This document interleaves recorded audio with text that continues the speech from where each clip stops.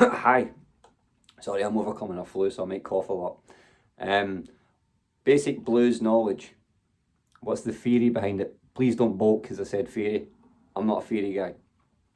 But I do know what notes I'm playing, and I do know what the language of the blues is and where it comes from.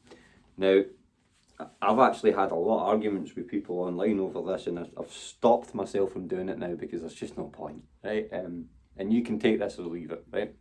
But give me a chance. So in blues, we generally won't play. We don't play major chords. We lift our pinky off of this chord, and we play that note, right? Now what that note is a flat seventh. And in our major scale, if we name the notes 1, 2, 3, 4, 5, 6, 7, back to the octave, right?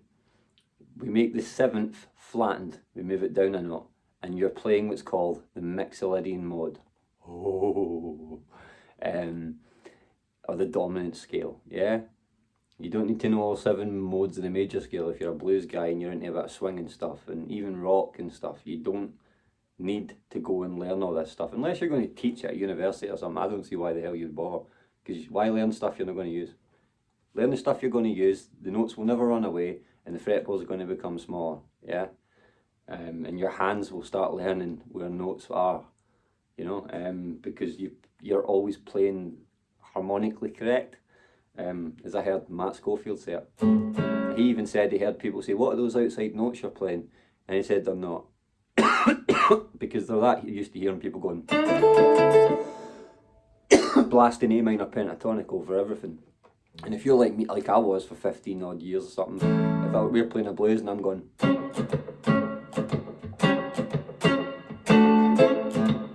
and you start going whatever, that's not serving you. I don't know a good way to say that.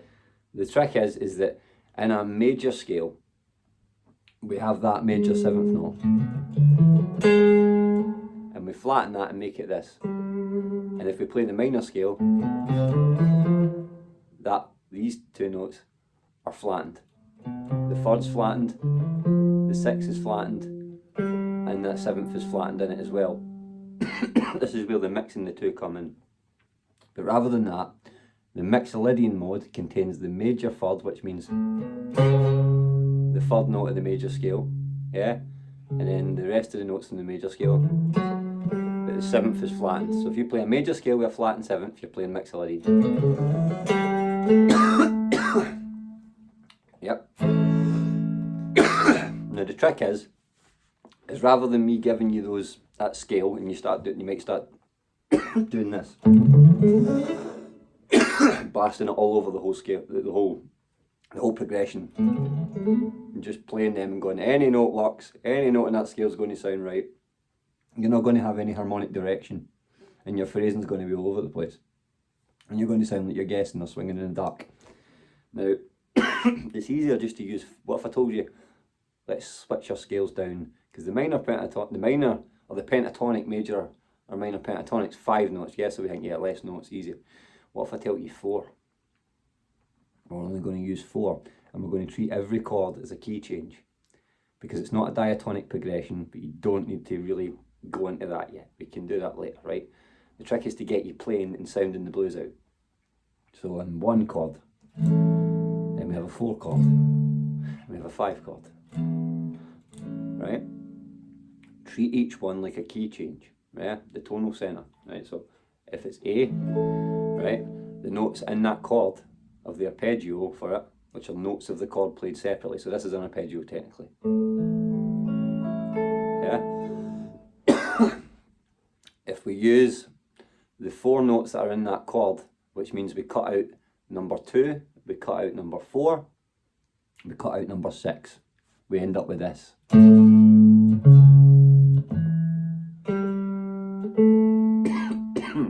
And we go to D, we do the same thing.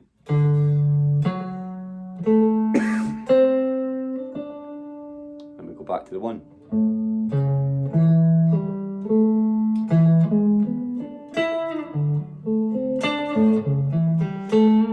can hear the changes behind that. Right? Now, what's going to help you more is to learn blues phrasing in the context of those 4 notes. So when you look at licks, name the notes. So we're going to use Chuck Berry's Johnny Be Good, right? And there's something else I'm going to add in. We use 4 notes: the root, the major third, perfect fifth, which exists in most scales. That's why the power chord, you can play a power chord and play a minor or a major scale over it, or a dominant scale, or anything, really, and it'll sound fine. Because there's no third in there dictating what type of chord it is. So if I play this note, right, that's major, these 3 notes. So that's the root, perfect fifth, and a major third. And if I'm flattening the major third, it becomes minor. Yeah, that's the deciding note. And then there's another one which is the 7th. So a major third and a minor 7th, or a major third and a flat 7th, is going to be mixolydian, or it's going to spell out dominant.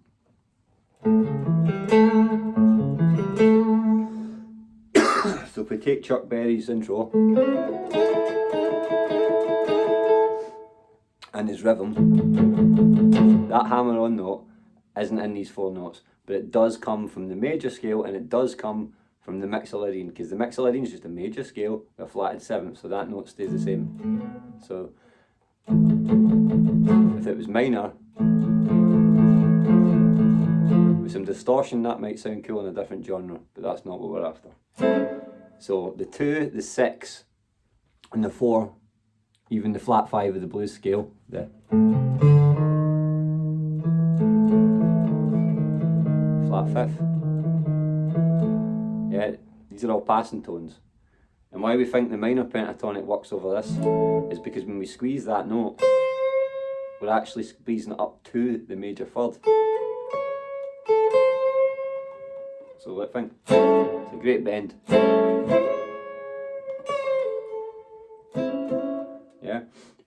I mean, if you actually listen to it, bluesy as hell. So Chuck Berry's intro. What I was going to say is the passing tones, we add them in, but we need to have a solid foundation to moving these 4 notes with the changes, and you'll be amazed what comes out of these 4 notes. So Chuck Berry, root, yeah, the root's number 1, and then he slides to the 3rd. So now you know, wherever there's a root, 1 string down, 1 semitone down, there's your 3rd. And then if we miss two tones, we get the power chord, which always shows you where your 5th is. And because we're now going on to the D string, everything shifts up 1 note. There.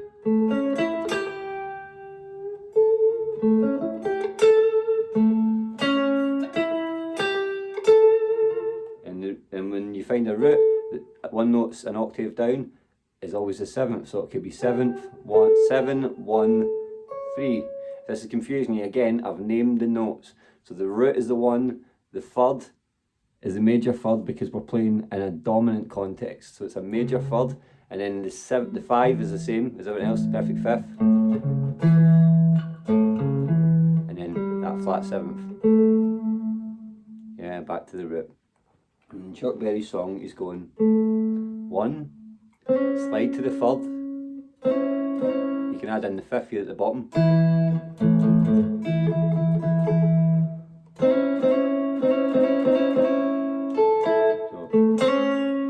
so root, 3rd, 5th, and then he's sliding with the root and the 5th together, which is the same as going. If you look at the dominant 7th chord, we've got 2 of the 1, the root, we've got 2 of the 5th, and then in the middle we have that flat 7th and the 3rd. If you always want to identify it, you can always think, where's my root? There's the 7th, and then you can start saying, well, there's the 5th, there's the root, there's the 3rd below it. One string down and 1 semitone down. Yeah, and if it's a 7th, then you can start knowing that one string down, one semitone up, there's the third. So you can start seeing where the notes are around each other. So if you find a root, you know one step down is the 7, and then you know one string down and one semitone down is the third. This sounds more complicated than it is. It really, you can learn it like this. And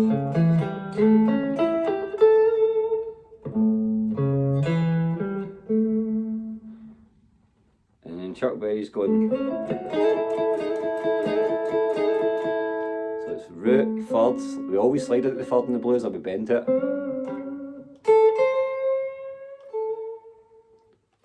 So that's not the minor pentatonic, it's the mixolydian mode. I'm bending up to the third. Or we can go. Yeah? If you look at it as a minor pentatonic scale, you still can, technically, because it's just gonna, you have to see it as a passing tone. Or bend it. Because there's the minor 7th. So that'd be minor 3rd, root, flat 7th, 5th, 3rd again. Yeah? So when we go to the 4 chord and we treat it like a key change, we've got a D dominant 7th. Root, 3rd, semitone down and a string down. And then our power chord shape, there's the 5th. Then one string down, a whole semitone down. Or what?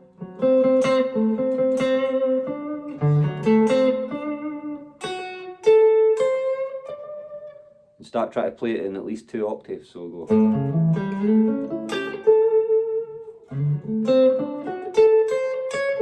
Back to A. And then, so we use Chuck Berry's riff again, when we look at licks and stuff, name the notes, going, alright, so he's starting on the 5th, and then he's going to the 3rd, so that would be,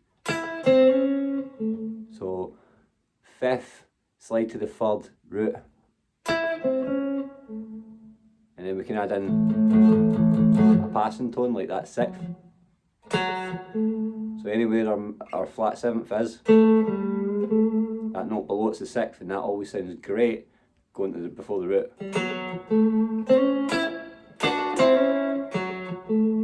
And then when we go to the D, we could just move all of that down one. And because of the B thingy rule, rather than it being like here where it's like on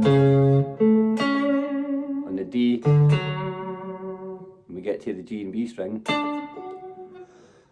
the 3rd's directly below it. And then from the B string to the E, it's back to normal.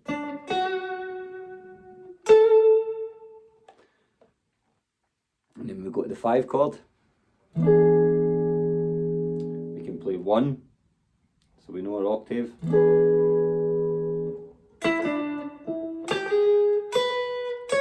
And we could go to the 3rd to the D.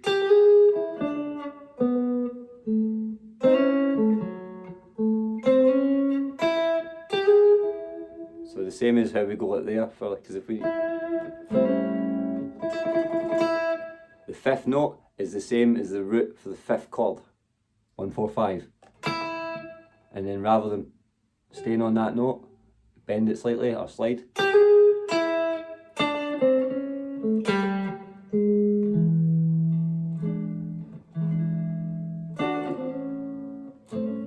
So I hope this is helping and becoming a bit clear. Name the notes. 1, major 3rd, perfect 5th, flat 7th. And when you learn them in 2 octaves, you can start joining them up and the fretboard becomes smaller because you start learning the hand position. So if my pinky's here, I'm not going to try and play this way because my fingers are all behind it. So I'm going to go, so rather than, I could join the 2 together.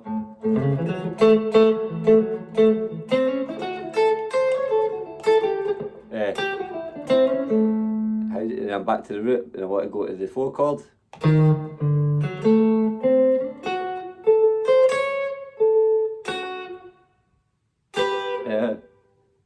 How the hell? Back to the 1, right? To the 5.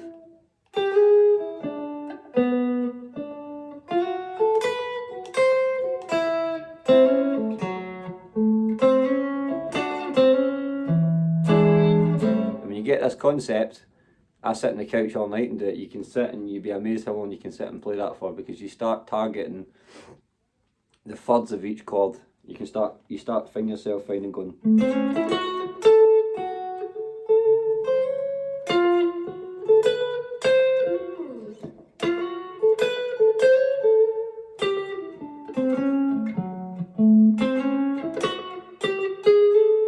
Yeah.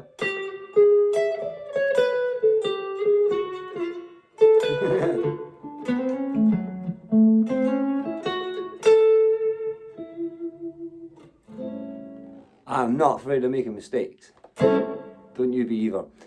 Yeah? So learn and name the notes. So root, major third, fifth, flat seventh. Yeah, that's the four chords, the four notes of this. If you put a guitar tuner on, and if you ever forget again, you can play through that, and you'll find four notes only exist in there. Two of them are played twice, and then you go write those four notes and start mapping them out. And the shapes.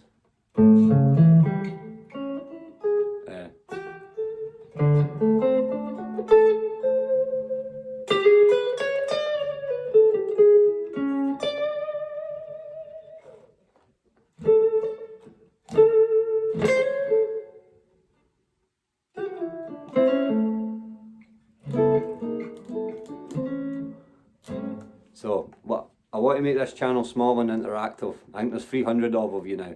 Some of you are bound to have some questions.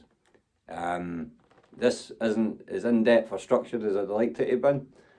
Apologies for the coughing all the way through, and I'm sorry if I go off topic, but I would happily make videos for you all day long if you have some questions.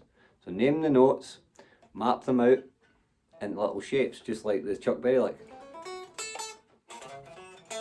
and then add them together. And then go to the four chord.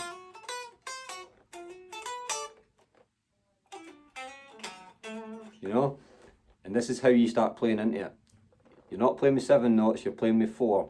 And then we start learning how to add in the 6th. We start learning how to use the 4 and the 2 as passing notes. Yeah? Around this. Thank you very much for listening this far if you have. And please leave a comment. If it's your first time, subscribe. And ask me some questions. I will make a video especially just for you. I'm happy to do it. I'm not a teacher, but I'm here to help, and I hope I do. Thank you.